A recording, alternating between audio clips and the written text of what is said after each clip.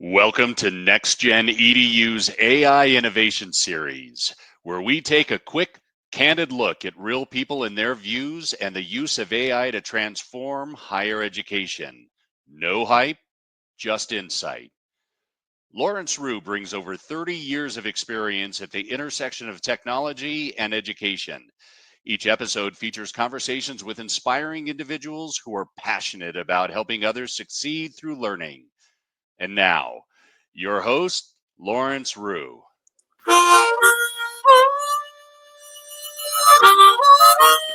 Thanks, Chris, and welcome everybody to AI Innovation. I'd like to welcome Dennis Stutes. That's who's playing this amazing music you're hearing. Dennis is a veteran technology leader. He's also a hands-on technology expert. He has used AI to really increase productivity and drive the solutions to the client. And today we wanted to talk to him to explore what he's using, how he's doing it, and the outcomes of those projects, and some gotchas to make sure like we're looking for gotchas. So without further ado, I'll let Dennis bring himself in with a little more music.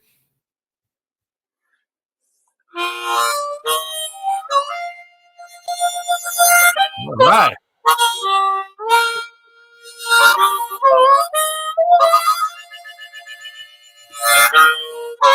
That's what I love, that Cajun flair.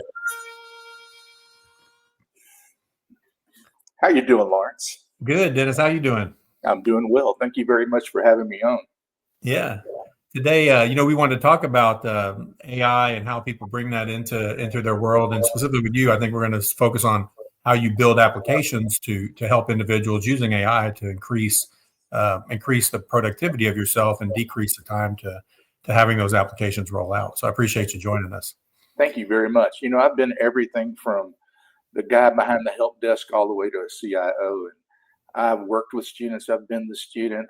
I really just have a passion for the student worker and how they get their work done, and a passion for the student. So what I really like to do is to make sure that student has everything they need when they get into the workforce to get the job done. That's awesome. I agree with that. Like myself, like education's meant a lot to me, and I love being in this industry and love sharing with each other. So, amen. Yep. So we're going to get going. We'll have some questions and then have some banter. So, first question: you build AI-powered solutions from scratch. What's your process for turning an idea into a working application for your customers?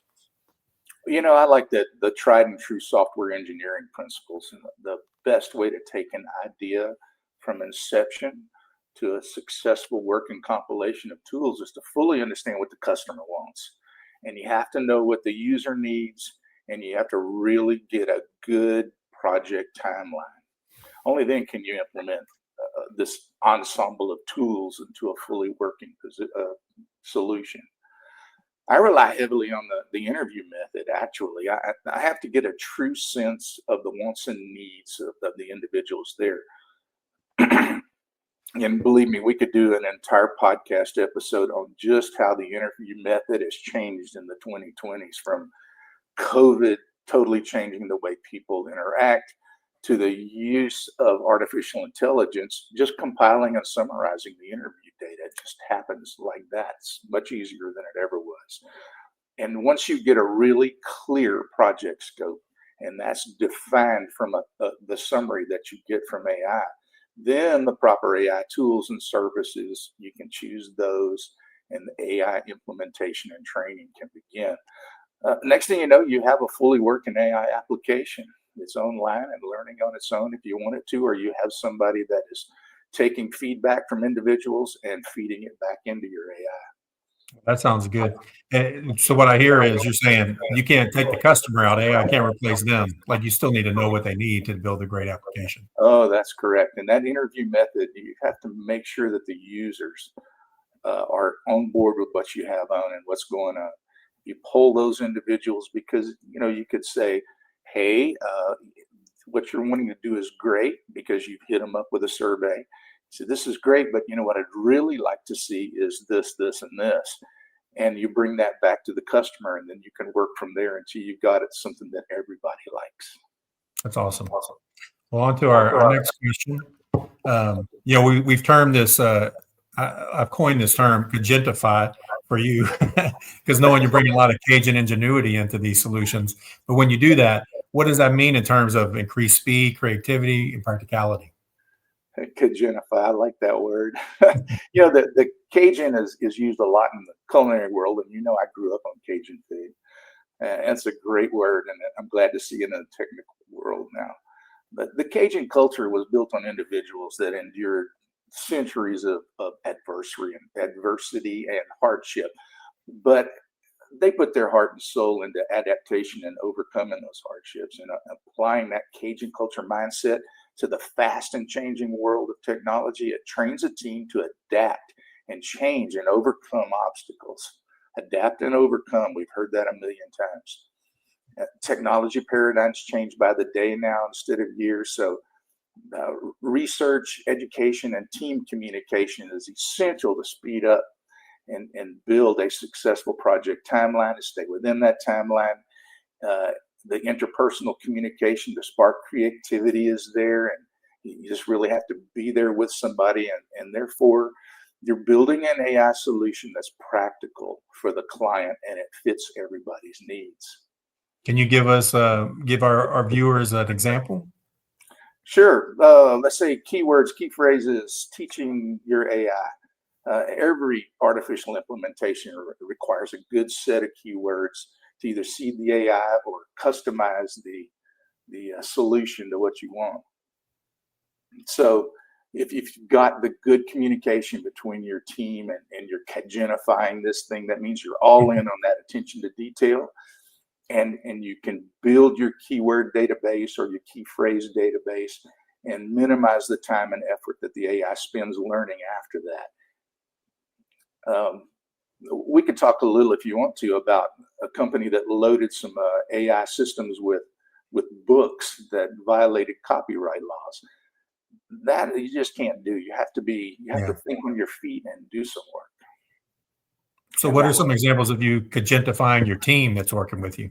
Well, Cajun means food, right? So you have to feed your team. I like to make sure that my team has snacks, goodies, and food, no matter on the globe where they reside. I mean, I'll even ship something to some guys, and when we're having a meeting, they'll say, "Look, I've never had this before. This is great." So when you use that Cajun culture, but you build a good cohesive team, That's awesome. To be cohesive. Do you mind sharing a project with us where you used AI to automate a task and solve a problem that people thought would take months and you condensed it? Sure, because I didn't really glad you asked that, because I didn't really fully understand, nor did I even appreciate the value of artificial intelligence until this one project. A friend of mine asked me if I could help out on a project producing written procedures. So when you say procedures, you're talking about step-by-step instructions, in a binder or on a portal? Both, because a portal, in the ISO 9000 world, which is a more industrial term, but you have controlled copies and uncontrolled copies. And uncontrolled copy is something that's printed, something that's controlled, can't be changed, and it's on a portal. So yeah, and thank you for making me clarify that. I appreciate that. They also hand off these uncontrolled copies to people with these step-by-step instructions and these procedures, handed off to individuals that have to perform those instructions. And so that they can go through and they can check off as pieces are completed, they can check them off, they can sign them off, whatever. So I'll size up this project that we were on. The documents all had to look alike, had to have all the same icons, had to have all the same pictures, and all the uniform format for all of these procedures. They had to look exactly the same, because you didn't want to hand something to somebody that looked different from one job to the next. The client had no real template, but they did have a document with the general form that they desired on that particular thing. So you couldn't take their data because we were under a non-disclosure agreement. So you couldn't take their data and throw it into artificial intelligence to build the procedure, because it was some proprietary components. The project was really complex. It was expected to take 12 to 18 months. That's 12 to 18 months now. That's over a year to complete, especially the unproductive time spent on working on format uniformity was always something that you factored in.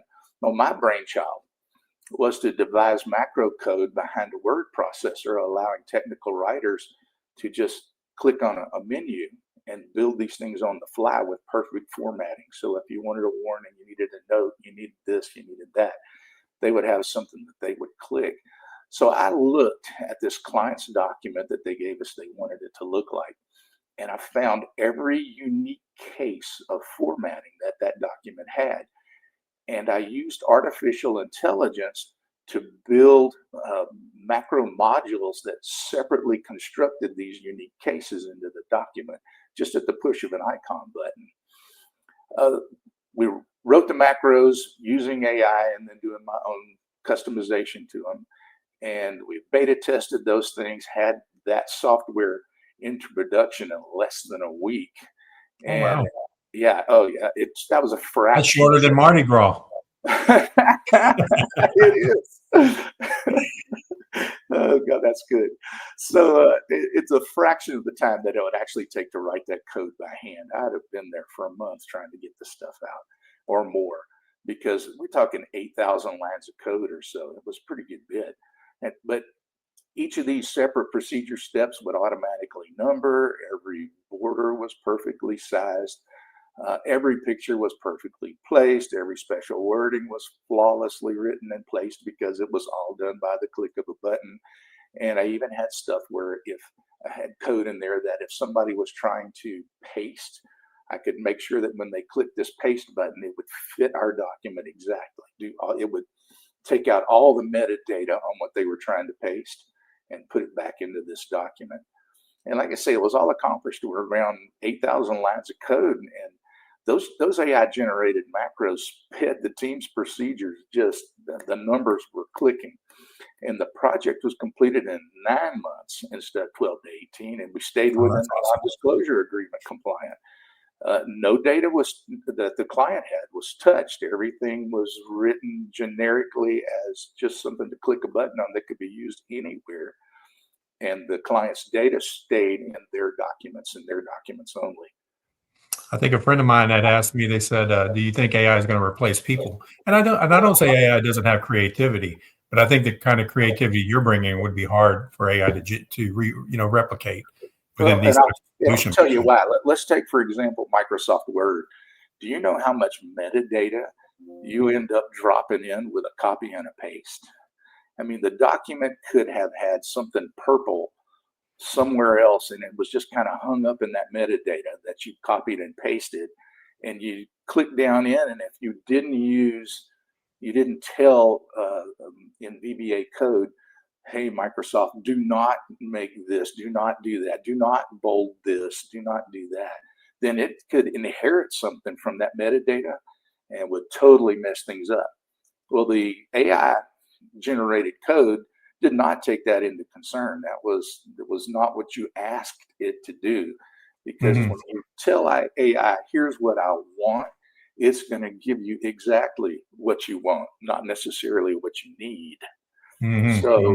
So I had to go back through and understand that. And then from there, I would have to tell the artificial intelligence, hey, I want to strip out the metadata and that kind of thing. That was what I found during beta testing. Sounds like you're becoming a master prompter. Actually, what do they call that nowadays? Prompt engineer? Is that correct? Yep. So it's very important to be able to tell AI not just what you want, but what you don't want. And also make sure you name everything down to your variables, and just to know exactly what you're reading so you can read it. Code has to be readable and has to be maintainable. AI doesn't give it back to you that way. AI gives you what they think you need. So you have to go in and make sure you write all that stuff into a good set of pseudocode to get back the code you actually need. Yeah, that's some good advice. Our next question, what are some of your go-to AI tools and others for coding and other tools that you might use? Well, the AI prompt that I choose is totally dependent on the programming language I'm working in. If I'm working in VB or VBA, then hey, Copilot would be my go-to prompt. and it'll give me back good Microsoft code, because I find that if it's a Microsoft product, it's best at yielding the Microsoft Visual Basic or Visual Basic application language. It's got good support for that. Now, if we're working in Python, Claude or PyCharm, they have their strengths and they have their weaknesses. Like PyCharm requires a subscription, and then Claude, really, you have to really give well-written, data-structured pseudocode to get robust code out of Claude. How did you figure that all out? Is it just trial and error, or did you ask AI what's the best tool to use? Trial and error. Yep. Because as a new one would come online, I'd go look at it. As you know, Google has its own studio of AI components, and they can build full implementations of whatever you need. They have Gemini for chat, Duet for code. And as a matter of fact, I'll be using Duet in probably the next few weeks or months to rewrite some old VBA code to go to an open source basic alternative behind LibreOffice instead of the Microsoft products. You never know if you're going to get to a Microsoft shop or you're going to get to an open source shop. So you have to be ready to go either direction. And that's exactly why I knew exactly what I wanted to do, is because I go hit all of them and I try something and I see what it gives me back. And it's a trial and error kind of thing. I didn't ask AI to do it. I just actually went through and found out which ones were which and see how they would work. All right, our next question. Higher ed is known for complex systems. How do you integrate AI with existing technology stacks without breaking everything? Oh, yeah, that's an age-old problem, isn't it? It's all about a system design that doesn't intrude on the technology stack. You have to, all the processing has to go separate from the technology stack, and you do nothing but query when you need, and that's all. In my opinion, edge computing with the virtual machine paradigm is less invasive than a direct connection into a system. So the technology stack runs more or less not uninterrupted. I mean, it's not interrupted hardly at all. You may still have some locks that come in and give it a little problem, but your VM is speaking that data, that local entity, really quick, because it's not built into it. It's just pulling stuff from the network or whatever cloud or wherever your data is. And it speaks as a local entity to whatever components you built. Your AI component is local with it, and it just goes and looks for data when it needs it. The VM's in constant communication with that integration system and not at the expense of the technology stack. And the latency becomes less because that VM is local, and it's less of an issue for orphaned locks, and you virtually eliminated those. And I'm a huge fan of taking a load off of root systems and networks and databases anyway. And today's technology allows you to kick these lightweight VMs and make things go. I say edge computing is the way to go. Cool. Next question. How do you decide whether to use off-the-shelf AI tools or build something custom? Oh, there's a lot of deciding factors on that. I mean, how critical is this solution to the business model? And what if it breaks? Is there an off-the-shelf tool or an AI hosting solution that fits your need? Is the capital available to get an off-the-shelf tool, or even fund the AI hosting after she's done? Is a timeline sufficient to build a custom one, or do you have to get a quick something off the shelf? And then, is your technical staff robust enough to build and maintain a solution, or do you just need to go and grab something off the shelf? Mm-hmm. And as an IT management professional, I understand the importance of having shovel-ready projects on the top pile of my papers on the desk. But you need something in case somebody walks in and says, "Hey, we got X amount of dollars. What have you got?" And I've seen it happen before many times. So, but you have to be careful what you ask for. It's very possible that you hastily hey, I had this shovel-ready thing and did it, and it's an IT system that you wanted to just try, and suddenly it becomes something mission critical. Mm-hmm. And if it becomes mission critical, all of a sudden, oh my God, what if this breaks? We're the guys that helped me build this custom solution. Yeah. you have You a could whole put the institution at risk.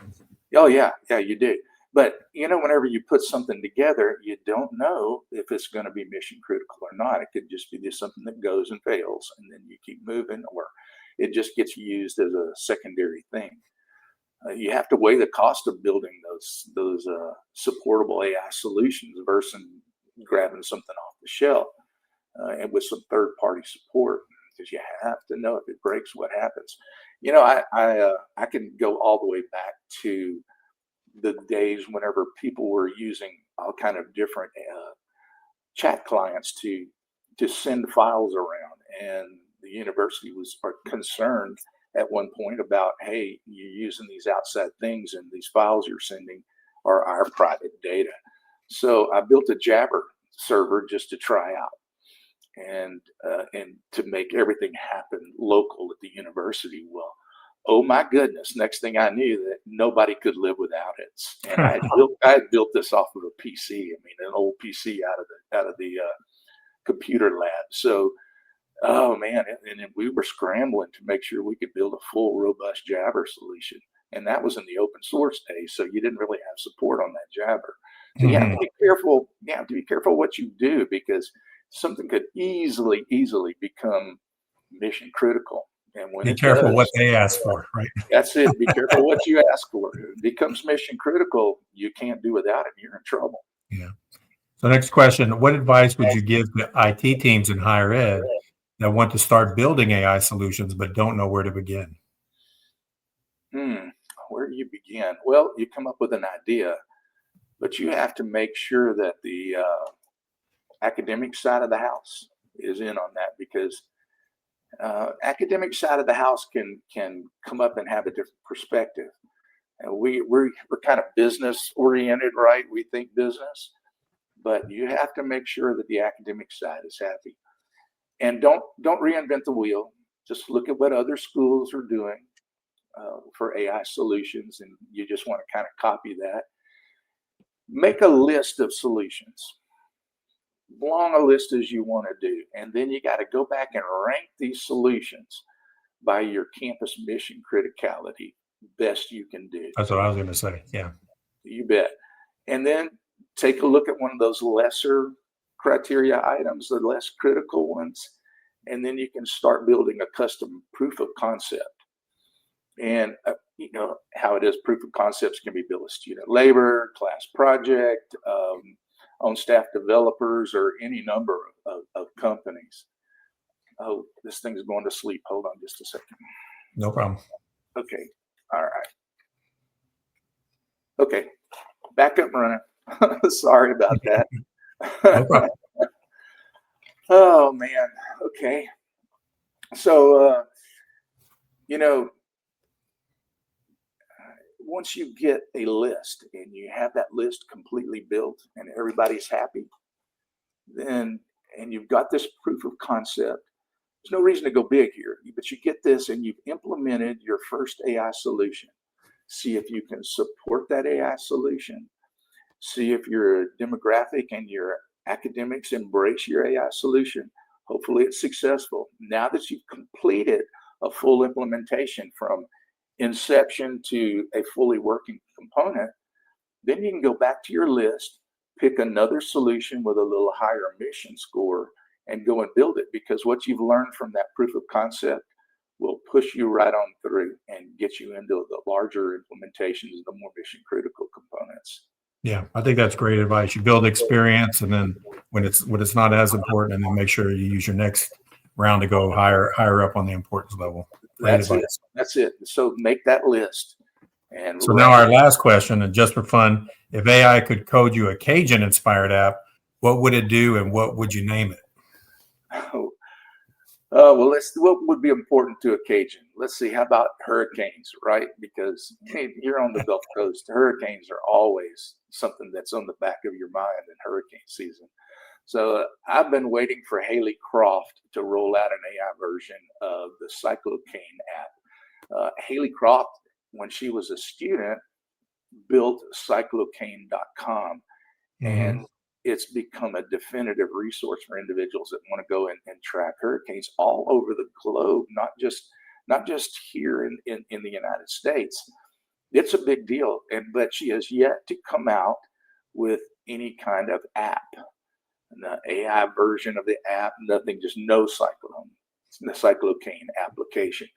Maybe we need to find her and have her help her build it, because her is so important to everybody along the coast.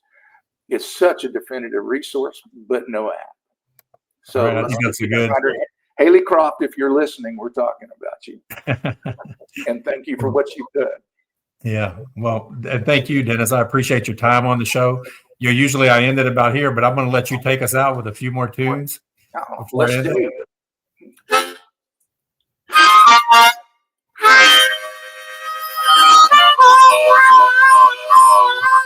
Washboard.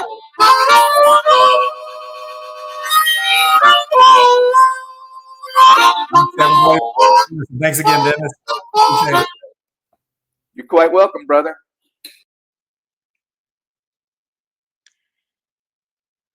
Thanks for joining us on AI Innovation, where we explore how AI is reshaping higher education with insight, integrity, and imagination.